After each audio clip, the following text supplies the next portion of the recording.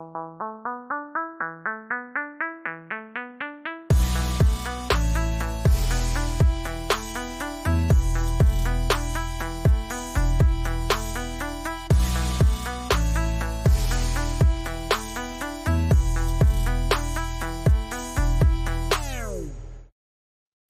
to the Best Soccer Show. Jason Davis. This is a solo update on the situation around the U.S. men's national team open coaching job.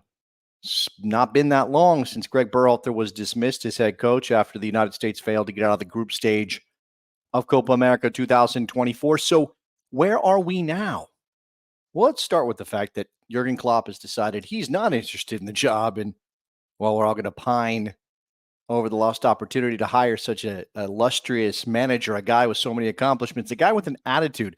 This is the thing about Klopp. I think we all agree that it's his attitude, his mentality, his winner take all kind of vibe that's got us all like really fired up about the possibility of him coaching the U.S. men's national team. But look, it was always a long shot that he would be interested in the job, considering that he said he was taking a sabbatical. He was done for a while after leading Liverpool for such an extended period of time and finding success with them.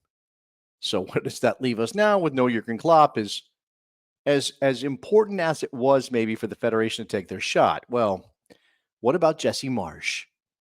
What about the man from Wisconsin who obviously played in the United States in MLS, went over to Europe, came back, now is head coach of Canada. Now, here's the thing about Jesse Marsch as head coach of Canada. You'd like to believe that if his country came calling, he would be into it. Except this is what he had to say about the possibility of taking the U.S. men's national team. The United States and Kansas City in the fall.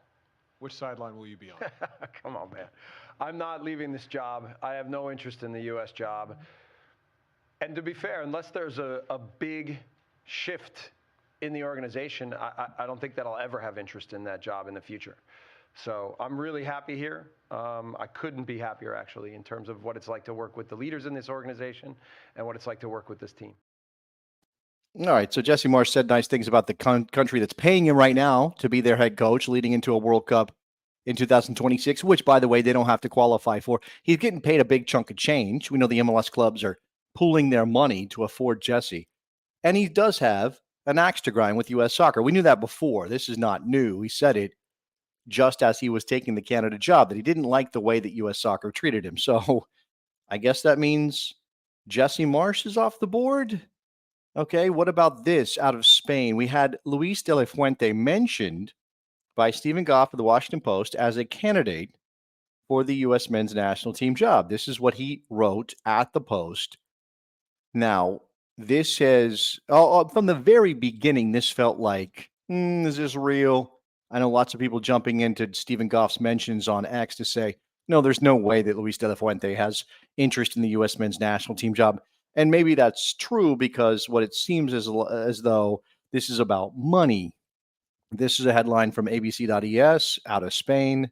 The Federation wants to triple the salary of de la Fuente and do this after take him to the next European Championship, right? So, and he's got a World Cup between now and then, obviously. Luis de la Fuente winning a European Championship, perhaps leveraging the United States to get some extra cash out of a very dysfunctional federation in Spain. We know this based on the the Spanish women winning a World Cup and all the stuff that came out from that. And it's not just the behavior of the federation president. It's sort of all these things about Spain. So, well, Luis de la Fuente, probably not real. But what about his countryman, Rafael Benitez? So Rafael Benitez, former Liverpool manager, a guy who's been around, was at Celta Vigo, was fired by Celta Vigo, is out of a job. He would know a little bit about the U.S. men's national job, having talked to our own U.S. men's national team fielder, in Luca Della Torre, mentioned here in this story from Goal.com, where they write up what Guillem Balaguer had to say about Rafa Benitez as a candidate on Golazo on the network of CBS, the soccer network. You know, it's hard to tell from what I've seen whether this is Rafa Benitez is actually interested in this job, or this is Guillem Balaguer backing his dude. He has always been a Rafa guy. He obviously, Balage covering Spanish football for as long as he has, and being a Spaniard himself, seems as though maybe he's pushing Benitez's candidacy. I don't know if that's because Benitez really wants the job or not. And here's what I'll say about Benitez. For all the people who might reject out of hand the idea of Rafa Benitez, I know, fat Spanish waiter and all that, he has achieved more than any coach the U.S. men's national team has ever had. And I don't think it would be a terrible hire as long as he is fully engaged. And we're talking 2 years with no qualifying to get you ready to play tournament football. How about we find a coach that has quality tournament football experience? All right. So, okay, what about this latest name to add to the mix?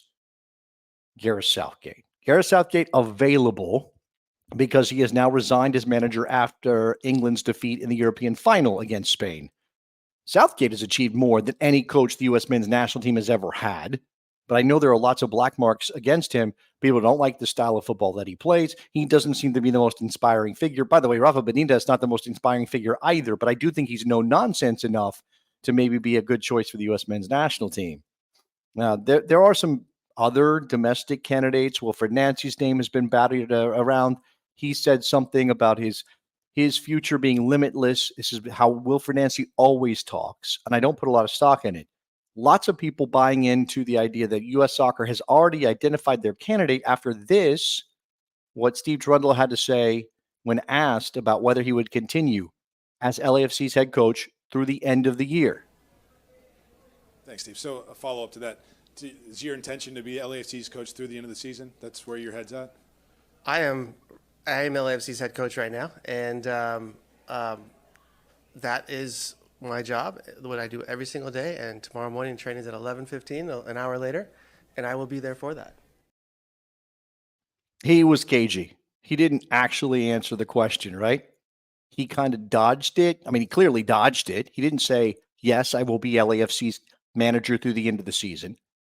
The question does not include the U.S. men's national team, but everybody thinks that this is a question about the U.S. men's national team job.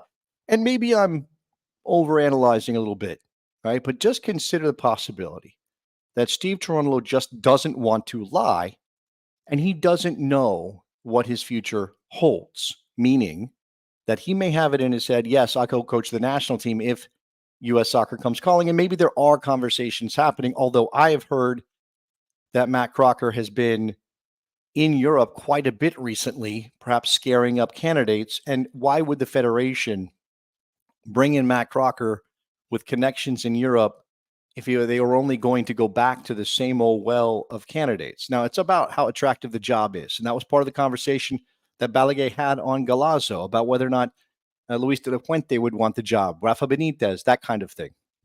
But maybe Cherundolo, a guy with very deep roots in German football, his entire playing career as a professional happened in Germany. His managerial career started, or his coaching career rather, started in Germany before he came to America to take the job with Las Vegas Lights so he could get his foot in the door as a head coach. I think it's possible, not likely, and it's not following the simplest analysis, which would be that Cherundolo is indeed a leading candidate for the U.S. men's national team job, and he didn't want to lie when asked about whether he would be head coach for LAFC through the end of the year if that job opened, which, of course, Matt Crocker has said the timeline is September, ahead of the friendly with Canada, to get a head coach in the door. But maybe Dolo's just leaving the door open for a possible return to Germany to coach. Maybe he's built his resume up enough in America, with his reputation in Germany being what it was, that he imagines himself back in Germany coaching. There is no doubt, it is not a secret, that Steve Cherundolo wants to go back to Germany and coach at a high level. I think he would do that before he would take the U.S. men's national team job. And the people that I've talked to that are in the orbit of Steve Cherundolo, who plays his cards close to the vest, have said it's possible he'd be open, but it doesn't seem like he's chomping at the bit to be U.S. men's national team head coach. And think about the pathway to becoming a top-level manager in Europe. Being U.S. men's national team head coach the next 2 years with 0 competitive games of consequence and then coaching a tournament. Now, if you do well in the World Cup, maybe you can name your landing place. But I don't know that that translates international game to club game quite the way that people imagine it to. And Cherundolo doesn't want to close himself off from the possibility of coaching in Germany. That's my read. Maybe it's hopeful because I don't think Cherundolo is the guy right now for the U.S. men's national team. I'd rather have Rafa Benitez. All right, thanks for watching this update on the U.S. men's national team head coaching search from the Best Soccer Show. Please like this video, subscribe to the channel, and we'll be back with you very soon with more American soccer talk.